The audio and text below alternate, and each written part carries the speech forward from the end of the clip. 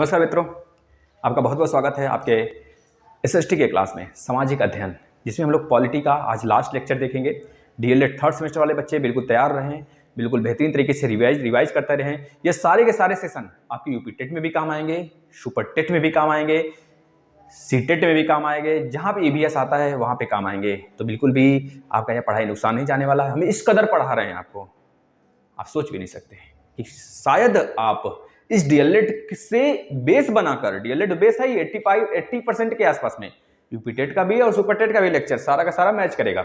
इस वजह से हम इस पे जोर शोर से इसको आपको मतलब पढ़ाते हैं कि जिससे कि आपका यह बेस अगर तैयार रहेगा ना तो आप यूपी टेट भी फोड़ोगे, सुपर टेट भी फोड़ोगे।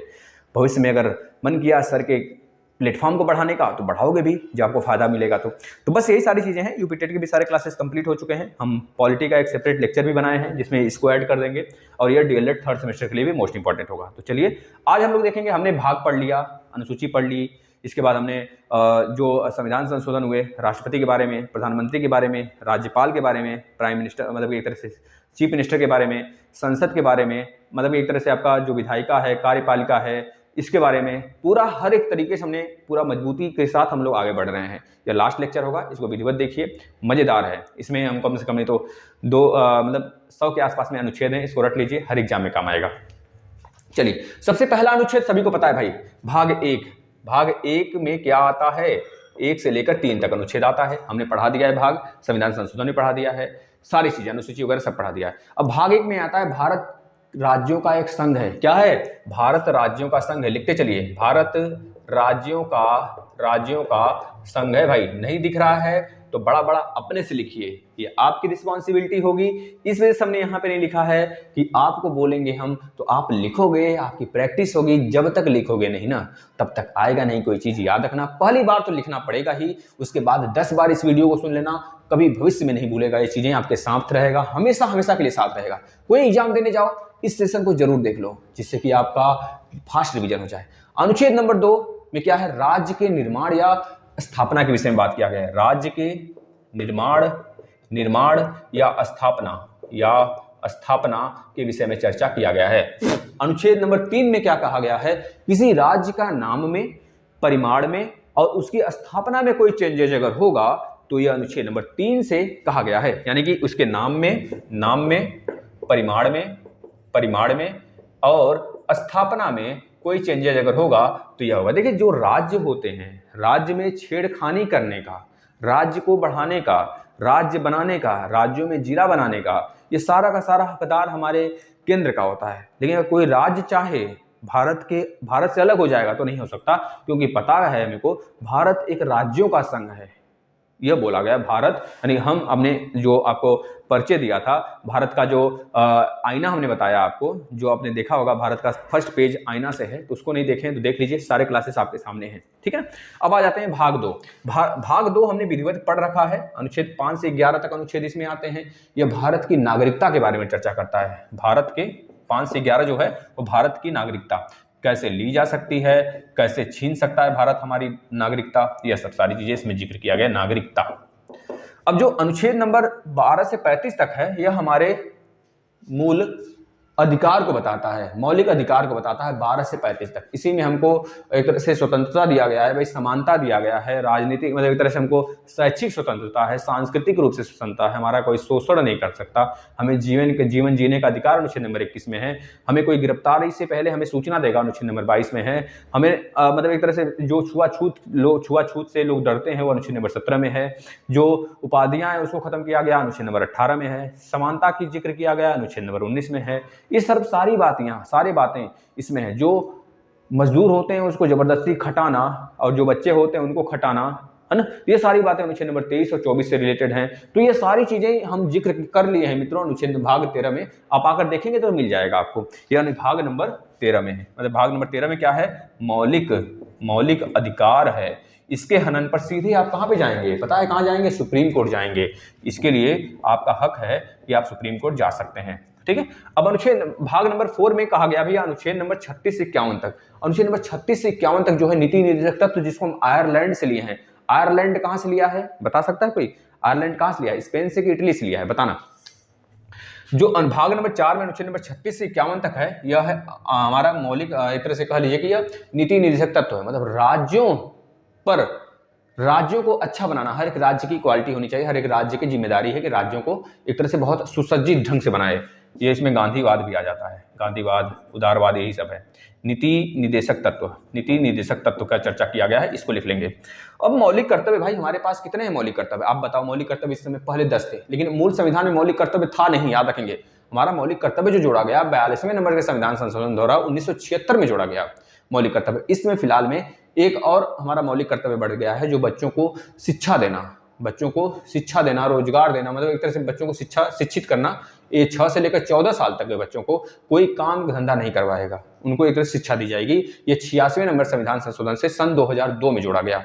इस बात को याद रखना। ये हमारे 11वां मौलिक कर्तव्य है, जो एक माता पिता को एक तरह से बच्चों के प्रति रिस्पेक्ट, मतलब बच्चों के प्रति उनको सजग करता है कि आपके बच्चे मतलब 14 साल तक पढ़ेंगे ही पढ़ेंगे। जब उनको फ्री शिक्षा दी जा रही है, उनको दिलवाइए, नहीं तो फिर आपके ऊपर संकट आएगा। भाई तो याद रखना है, मौलिक कर्तव्य कितने हैं? 11 हैं। यह भाग 4 में है, भाग 4A में है, इस बात को याद रखना। अब आते हैं राष्ट्रपति के ऊपर, हमने विशेष चर्चा कर लिया है, लेकिन फिर से बताएंगे क्योंकि यह केवल अनुच्छेद के ऊपर है। अब आते हैं राष्ट्रपति के ऊपर। राष्ट्रपति का जो अनुच्छेद नंबर 52 कहता है कि भारत का एक राष्ट्रपति होगा, यह बात आपको पता है। और जो 53 का आता है अनुच्छेद, वो भारत के राष्ट्रपति के कार्य के बारे में चर्चा करता है। 53 भारत के राष्ट्रपति के कार्य के बारे में चर्चा करता है, कार्य के बारे में। और 54 अनुच्छेद नंबर 54 क्या कहता है? राष्ट्रपति का निर्वाचन किस आधार पर होगा, हमने चर्चा कर लिया है, सेपरेट वीडियो हैं, आप देख सकते हैं। अनुच्छेद नंबर 60 कहता है कि भारत के राष्ट्रपति को जो शपथ दिलाया जाएगा वह मुख्य न्यायाधीश दिलाएंगे, सुप्रीम कोर्ट के मुख्य न्यायाधीश दिलाएंगे। भाई याद रखना है, मुख्य न्यायाधीश शपथ की चर्चा की गई अनुच्छेद नंबर 60 में। और वहीं पर अनुच्छेद नंबर 61 में यह चर्चा कर लिया गया है कि इनके ऊपर महाभियोग चलाया जा सकता है, यानी कि इनके पद से अगर कोई यह शोषण करते हैं किसी व्यक्ति का या फिर संविधान का उल्लंघन करते हैं, तो इनको 14 दिन पहले, पद से हटाए जाने के 14 दिन पहले इनको बताया जाएगा। अगर उसके पहले ये छोड़ देते हैं तो ठीक है, अन्यथा नहीं छोड़ते हैं तो ये काम हम कराएंगे। लगभग 2/3 बहुमत से लोकसभा में भी और राज्यसभा में पारित होने के बाद इनको पद छोड़ना पड़ेगा। तो महाभियोग की प्रक्रिया, अब यह पूछा जाता है महाभियोग की प्रक्रिया लोकसभा से शुरू होगा कि राज्यसभा से शुरू होगा? तो दोनों में से किसी भी संसद, मतलब संसद से, चाहे लोकसभा से, चाहे उच्च सदन से, चाहे निम्न सदन से, दोनों में से किसी में से शुरू हो सकता है। अब आ जाते हैं उपराष्ट्रपति। अच्छा, यहाँ पर है अभी 72 अनुच्छेद नंबर 72 का मतलब हो गया मित्रों कि जो हमारे राष्ट्रपति होंगे, राष्ट्रपति के पास एक शक्ति है, विशेष शक्ति है, जिसको कहते हैं क्षमादान की शक्ति। उसमें अगर कोई फांसी के फंदे पर लटकने वाला है तो फांसी के फंदे का लटकना माफ कर सकते हैं, किसी की सजा माफ कर सकते हैं, किसी गर्भवती को सजा से वंचित कर सकते हैं, इस तरह से सजा को कम करना, मृत्यु दंड को भी रोक सकते हैं। यह अनुच्छेद नंबर 72 में हमारे राष्ट्रपति जी को सौंपा गया है यह अधिकार। अनुच्छेद नंबर 85 मोस्ट इंपॉर्टेंट डाल के लिखिएगा दोस्तों, यहां से प्रश्न हमेशा बनते हैं। राष्ट्रपति को लोकसभा का विघटन करने की शक्ति है। यह विघटन तभी कर सकते हैं जब इनको पीएम ऑर्डर देते हैं, यह बहुत बार हो चुका है, तो याद रखेंगे विघटन, लोकसभा को विघटन करने की शक्ति किस अनुच्छेद में है? अनुच्छेद नंबर 85 में है। अनुच्छेद नंबर 123 भाई साफ साफ झलक रहा है। अनुच्छेद नंबर 123 मतलब कि क्या? अध्यादेश जारी करना, राष्ट्रपति अध्यादेश जारी करते हैं। और 213 में अभी बताएंगे राज्यपाल अध्यादेश जारी करते हैं राज्यों में। तो 123 में अध्यादेश के बारे में जिक्र किया गया है, राष्ट्रपति के अध्यादेश लिख लीजिएगा। और 143 मोस्ट इंपॉर्टेंट है भाई, 143 क्या कहता है? राष्ट्रपति सुप्रीम कोर्ट के जज से, मुख्य जो जज होंगे, मुख्य न्यायाधीश होंगे, उनसे सलाह ले सकते हैं, लेकिन वह सलाह राष्ट्रपति को दें या न दें वह उनके विचार पे डिपेंड करता है। और वह अगर सलाह दे भी देते हैं तो राष्ट्रपति माने या न माने, क्योंकि राष्ट्रपति भी स्वतंत्र बॉडी हैं और वह भी स्वतंत्र है भाई, याद रखना है। यानी कि सलाह किससे लेंगे? सुप्रीम कोर्ट के मुख्य जज से, यानी कि मुख्य न्यायाधीश से। उपराष्ट्रपति में सिर्फ 2 अनुच्छेद याद रखना है, हमने बता रखा है। 63 में क्या है? भारत के एक उपराष्ट्रपति होंगे। 64 में क्या है? राज्यसभा के सभापति होंगे। उपराष्ट्रपति की चर्चा की गई है इसमें कि भारत का एक उपराष्ट्रपति होंगे, जो इस समय वेंकैया नायडू जी हैं। उपराष्ट्रपति वेंकैया नायडू जो हैं उपराष्ट्रपति। वेंकैया नायडू उपराष्ट्रपति के पद पे तो हैं, लेकिन वह राज्यसभा के पदेन अध्यक्ष हैं। याद रखना है, वो उनको जो पैसा मिलता है 4 लाख रुपए उनका वेतन होता है महीने का, वह कब होता है, कब दिया, मतलब किस पद के लिए दिया जाता है? उनको राज्यसभा के सभापति के लिए दिया जाता है। इस चीज को याद रखेंगे। 64 में क्या कहा गया भैया? अगर हमारे जो मतलब कि उपराष्ट्रपति हैं, यह इसलिए चुने गए हैं कि राज्यसभा के सभापति के लिए ही चुने गए हैं। मतलब यह उपराष्ट्रपति का कोई पोस्ट नहीं है, कोई मतलब नहीं है। जब तक हमारे राष्ट्रपति का पोस्ट खाली नहीं होता है, 6 महीने के लिए कोई राष्ट्रपति को कुछ हो नहीं जाता है, तो 6 महीने के लिए इनको बनाया जा सकता है। जब ये बनेंगे तो एज ए राष्ट्रपति बिहेव इनका होगा। लेकिन जब तक राष्ट्रपति को कुछ होता नहीं है तब तक यह उपराष्ट्रपति नाम के होंगे, लेकिन होंगे राज्यसभा के सभापति। ठीक है, राज्यसभा के सभापति, राज्यसभा के सभापति, राज्यसभा के सभापति हैं, बस याद रख लेना। अनुच्छेद नंबर 74, अनुच्छेद नंबर 75। अनुच्छेद नंबर 74 में यह कहा गया है कि हमारे जो राष्ट्रपति हैं उनकी एक तरह से सहायता के लिए पूरा का पूरा मंत्रिमंडल होगा, सॉरी मंत्रिपरिषद होगा। मंत्रिपरिषद होगा किसके सहायता के लिए? राष्ट्रपति की सलाह के लिए मंत्रिपरिषद। तो उस मंत्रिपरिषद को जो शपथ दिलाने का काम करते हैं हमारे राष्ट्रपति ही करते हैं, लेकिन पीएम की सलाह पर। जैसे कि वित्त मंत्री निर्मला सीतारमण, रक्षा मंत्री राजनाथ सिंह, इस तरह से देखा जाए आपके जो कोयला मंत्री, इस तरह से देखा जाए भैया शिक्षा मंत्री अलग अलग हैं। अगर इस तरह देखा जाए भाई आपका होम मिनिस्टर है ना, सब लोग हैं ना आपके। तो इस तरह से इनको जो एक तरह से शपथ दिलाने का कार्य किया जाता है हमारे राष्ट्रपति जी द्वारा, लेकिन नाम किसके द्वारा दिया जाता है तो बताएंगे पीएम द्वारा। अब अनुच्छेद नंबर 75 में यह कहा गया है भैया हमारे पीएम को शपथ दिलाने का काम यह करेंगे। कौन? पीएम बनाएंगे भैया, मतलब शपथ दिलाएंगे पीएम का। एक तरह से हमारे राष्ट्रपति जी दिलाते हैं। मंत्रिपरिषद के हेड जो होते हैं पीएम को शपथ दिलाने का काम करते हैं, यह बात कहा गया। अब यह तीनों इंपॉर्टेंट है। देखिए, पहले 79 में संसद का जिक्र किया गया है, और 80 में किसका जिक्र किया गया बताएंगे? राज्यसभा का। किसका भाई? 80 में राज्यसभा का जिक्र किया गया ना, बताना 80 में किसका जिक्र किया गया है? 80 में 79 हो गया, 80 बता देना।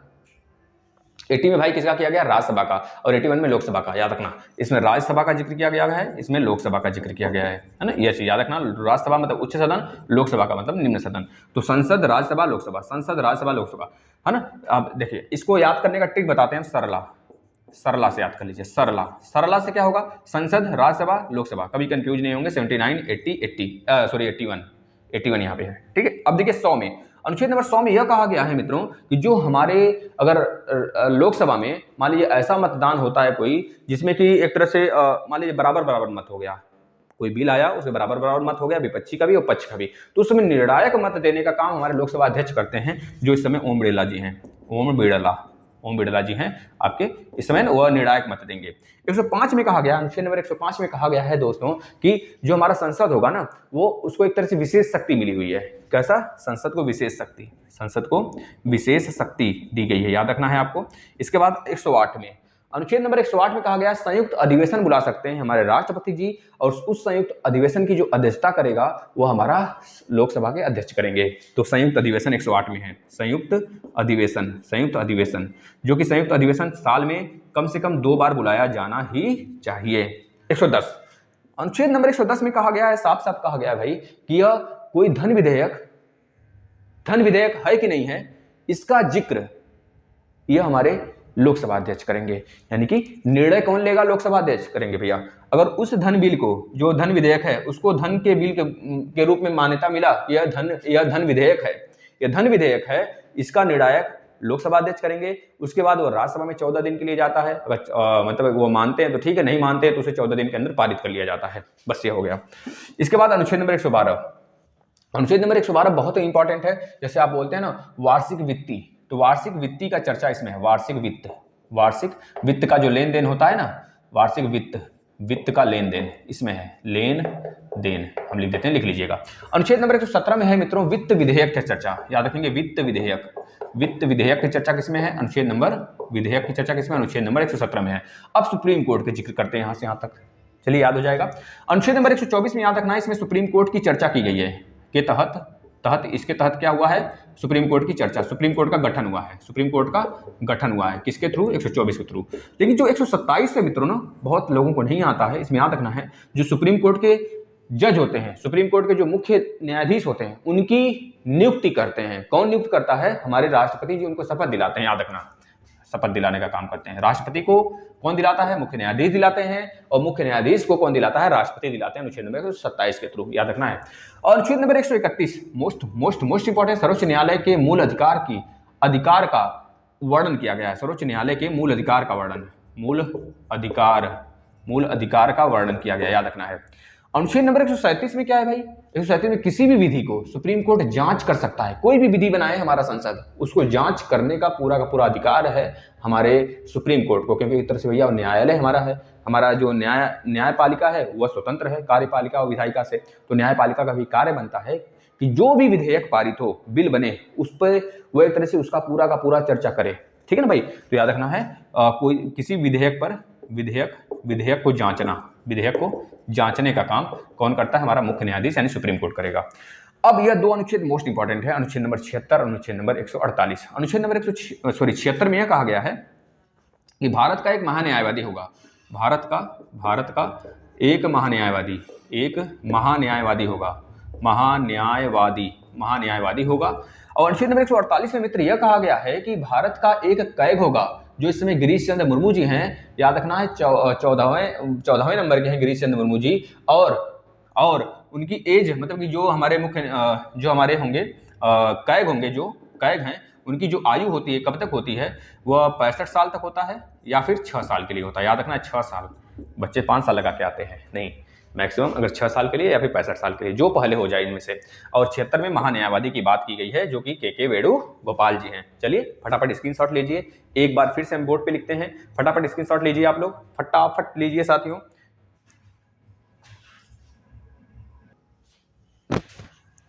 आशा करते हैं लिख लिए होंगे, स्क्रीनशॉट ले लिए होंगे। अब चलिए स्टार्ट करते हैं राज्यपाल से। अब राज्यपाल मोस्ट इंपॉर्टेंट है, आपको पता है जिस प्रकार से राष्ट्रपति होता है केंद्र में, उसी प्रकार से हर एक राज्यों में केंद्र का प्रतिनिधित्व करता है राज्यपाल, है ना। तो अनुच्छेद नंबर 152 में राज्यपाल की परिभाषा दी गई है, राज्यपाल की परिभाषा लिख लेंगे। अनुच्छेद नंबर 153 में यह कहा गया है कि भैया राज्यों के लिए एक राज्यपाल होना चाहिए, राज्यों के लिए राज्यपाल होना चाहिए। अनुच्छेद नंबर 154 में यह कहा गया है भाई कि राज्यपाल की शक्ति क्या होगी, राज्यपाल की शक्ति का जिक्र किया गया। भाई पहले वो क्या करेंगे, राज्य में चयन तो होंगे, फिर उसके बाद उनकी शक्ति आंकी जाएगी, फिर उसके बाद शक्ति के बाद क्या होगा, उनका निर्वाचन के लिए जो निर्वाचन होगा वो राष्ट्रपति द्वारा किया जाएगा। अनुच्छेद नंबर 155 में उनके निर्वाचन का जिक्र है, वो भी राष्ट्रपति के कहने पर। याद रखना निर्वाचन तो राष्ट्रपति करते हैं, इनका नियुक्ति हर एक राज्य के राज्यपाल की जो नियुक्ति होती है वो राष्ट्रपति द्वारा कराया जाता है, लेकिन जो शपथ होता है वह राज्य के हाई कोर्ट के मुख्य जज द्वारा कराया जाता है। इस बात को याद रखना मित्रों, अगर वो शपथ भी देते हैं तो राष्ट्रपति को देंगे, इस बात को याद रखना भाई। अगर वो शपथ देते हैं तो राष्ट्रपति को देंगे और राष्ट्रपति चयन करेंगे, लेकिन जो एक तरह से इस्तीफा देते हैं तो वो राष्ट्रपति को देते हैं राज्यपाल, लेकिन जो शपथ दिलाने का काम करता है वो हमारे राज्य के हाईकोर्ट द्वारा किया जाता है। इस बात को याद रखना है आपको। अब देखिए अनुच्छेद नंबर 161, जिस प्रकार से राष्ट्रपति पर महाभियोग की क्रिया चलाया गया था, जिस प्रकार से राष्ट्रपति ने 72 के थ्रू क्षमादान की प्रक्रिया थी उनके पास, मतलब वह क्षमादान कर सकते हैं, इस तरह का था ना कुछ अनुच्छेद नंबर 72 में। सेम उसी प्रकार से 161 में क्षमादान तो यह कर सकते हैं राज्यपाल, लेकिन क्षमादान तो कर सकते हैं, लेकिन यह क्या नहीं कर सकते, यह मृत्यु की सजा को माफ नहीं कर सकते, क्योंकि राष्ट्रपति के सिवा कोई नहीं कर सकता। और यहीं पे लिख लेंगे 213, अनुच्छेद नंबर 213 में राज्यपाल द्वारा अध्यादेश जारी किया जा सकता है। 113 द्वारा हमने 123 द्वारा क्या बताया था, वह राष्ट्रपति का था, और 213 द्वारा राज्यपाल का। आ जाते हैं मंत्रिपरिषद में। जिस प्रकार से 74-75 था मंत्रिपरिषद का गठन, उसी प्रकार से 163 में यह कहा गया है कि राज्यपाल की सहायता के लिए एक मंत्रिपरिषद होगा, सहायता के लिए एक मंत्रिपरिषद होगा, मंत्रिपरिषद लिख लीजिएगा पूरा।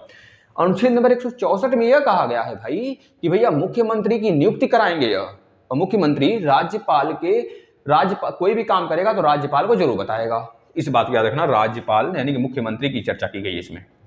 मुख्यमंत्री को एक प्रकार के सांसद ही तो होता है, मतलब कि एक तरह से विधायक ही तो होता है मुख्यमंत्री, लेकिन उस पूरे पार्टी जो जीती हुई होती है उसमें से एक व्यक्ति को नियुक्त करके मुख्यमंत्री चयन कराने का काम हमारे किसका काम होता है भाई, हमारे राज्यपाल का काम होता है, मुख्यमंत्री। अनुच्छेद नंबर 165 में क्या है भैया, 165 है ना, हाँ 165 है।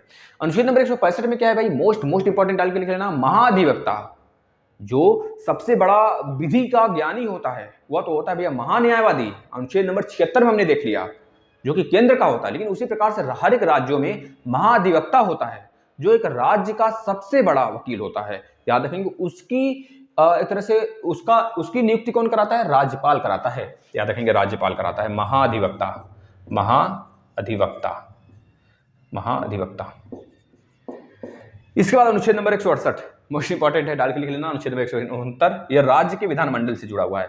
168, 69, 70, 71 मोस्ट इंपॉर्टेंट है, इसको भूलना नहीं है। राज्य की विधानमंडल का जिक्र किया गया है। विधानमंडल का जिक्र किया गया है। यदि किसी राज्य की विधानमंडल बनाना हो तो 169 में विधानमंडल का सिर्फ परिभाषा दिया गया। 168 में विधानमंडल बनाना हो, जिस प्रकार से हमने देखा था 79, 80, 81, तो 79 में संसद था, 80 में क्या था? सरला से देखिए, सरला तो राज्य था 80 में, और 81 में क्या था? लोकसभा था। उसी प्रकार से सेम 169 में विधानसभा की बात की गई। किसकी भाई? विधानमंडल की बात की गई। विधानमंडल, क्योंकि विधानमंडल जो होता है विधानसभा और विधान परिषद से मिलकर बनता है, तो विधानमंडल की जो जिक्र किया गया है वह 169 में है। और 170 में क्या है? इसमें पहले राज्यसभा आता था, लेकिन इसमें पहले विधान परिषद आएगा। विधान परिषद आता है, जो कि राज्य में उच्च सदन के नाम से जाना जाता है। और विधान परिषद हर एक राज्य में भी नहीं है, मात्र 6 राज्य में है। यूपी, बिहार, कर्नाटक, महाराष्ट्र, और इधर आ जाएंगे तेलंगाना और आंध्र प्रदेश में है, बस। और अनुच्छेद नंबर 171 में कहा गया भाई, अनुच्छेद नंबर 171 विधान परिषद का जिक्र किया गया। इसमें हमने गलत बता दिया क्या भाई? इसमें जो जिक्र किया गया है 170 में जो जिक्र किया गया है वो विधानसभा का जिक्र किया गया है मित्रों। विधानसभा का जिक्र किया गया है, ठीक है ना, क्योंकि उसमें राज्य पहले आता है, इसमें विधानसभा पहले आएगा। विधानसभा का मतलब जैसे केंद्र में लोकसभा होता है उसी प्रकार से विधानसभा होता है राज्यों में। और विधान परिषद इसमें है। विधान परिषद जो है ना वो इसमें लिख लेना भाई, गलत नहीं है। और ये 214। अब आ जाते हैं हाई कोर्ट यानी उच्च न्यायालय के बारे में देखेंगे। जो हाई कोर्ट है उसका जो जिक्र किया गया है वो अनुच्छेद नंबर किसमें है? अनुच्छेद नंबर 214 में। जिस प्रकार से 124 में क्या था? 124 में था कि हमारा सुप्रीम कोर्ट था, उसी प्रकार से 214 में हाई कोर्ट है। अनुच्छेद नंबर 216 याद रखेंगे, इसमें राज्यों के लिए उच्च न्यायालय होगा। हर एक राज्य के लिए उच्च न्यायालय होगा। अभी तक भारत में उच्च न्यायालय की जो संख्या है वो 25 है। 25वां नंबर कहाँ पे बना है? अमरावती में। अमरावती यानी आंध्र प्रदेश का जो प्रस्तावित कैपिटल है वहां पे। अनुच्छेद नंबर 231 याद रखेंगे। अनुच्छेद नंबर 231 में क्या कहा गया भाई? अनुच्छेद नंबर 231 में क्या है? 2 या 2 से अधिक राज्यों का एक हाई कोर्ट हो सकता है। याद रखना, 2 या 2 से अधिक राज्यों का एक हाई कोर्ट हो सकता है। इस बात का जिक्र किया गया है। अनुच्छेद नंबर 249 में क्या कहा गया है भाई? इसमें राज्य सूची पर केंद्र कानून बना सकता है। राज्य सूची पर केंद्र का कानून अगर बन गया तो केंद्र वाला कानून मान्य होगा। जैसा कि आपको पता है अनुसूची नंबर 7 में 3 चीजें हैं, संघ सूची, राज्य सूची और समवर्ती सूची। समवर्ती सूची में अगर केंद्र कानून बना देता है तो राज्य का विफल हो जाता है ना, राज्य का कोई वैल्यू नहीं रहता। वही चीज यहाँ पर है, अगर केंद्र सेम विषय पर कानून बनाता है तो केंद्र वाला वैलिड होगा। अनुच्छेद नंबर 262 में कहा गया है नदी जल विवाद। राज्य के बीच नदी जल विवाद, जैसे कावेरी हो गया, गोदावरी हो गया, इन सब पे विवाद चलता है। जैसे महानदी हो गया, उस पर भी विवाद चल रहा है ना। तो यह विवाद जो है अनुच्छेद नंबर 262 में कहा गया है। अनुच्छेद नंबर 263 में कहा गया है साथियों, अंतर्राज्यीय परिषद का परिषद होगा। अंतर्राष्ट्रीय राज्यीय परिषद का जिक्र किया गया है, याद रखना है।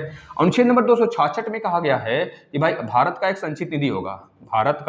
भारत का एक संचित निधि। इससे क्या होता है?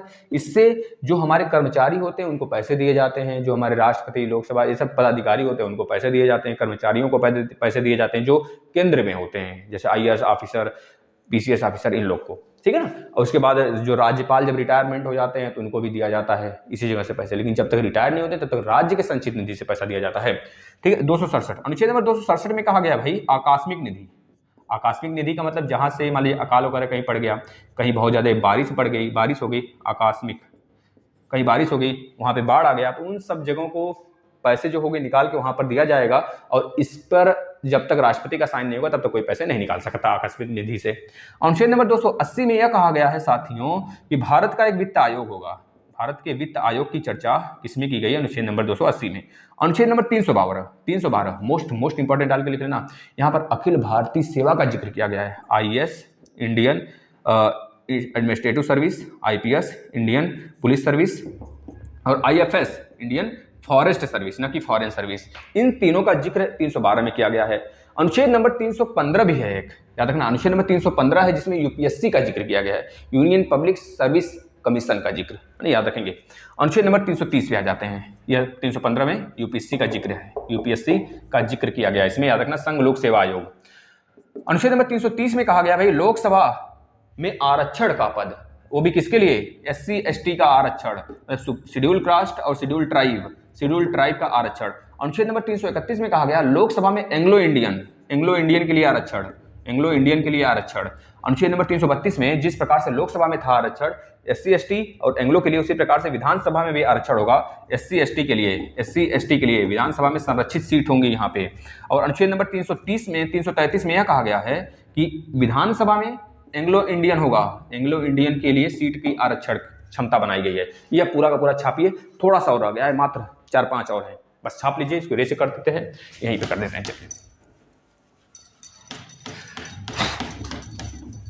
कुछ ही अनुच्छेद और हैं, जैसे बात करें 335 अनुच्छेद में क्या है, विधानसभा में, एक मिनट, सेवाओं पदों और विशेष आरक्षण की चर्चा की गई है, विशेष आरक्षण, इसको लिख लीजिएगा कॉपी पे भाई।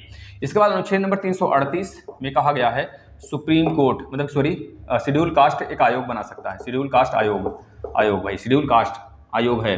और अनुच्छेद नंबर 338 ए में जो है ना, यह है शेड्यूल ट्राइब आयोग याद रखना है, इसी कमीशन, शेड्यूल ट्राइब कमीशन है जिसके कारण इनको एक तरह से आरक्षण दिया जाता है।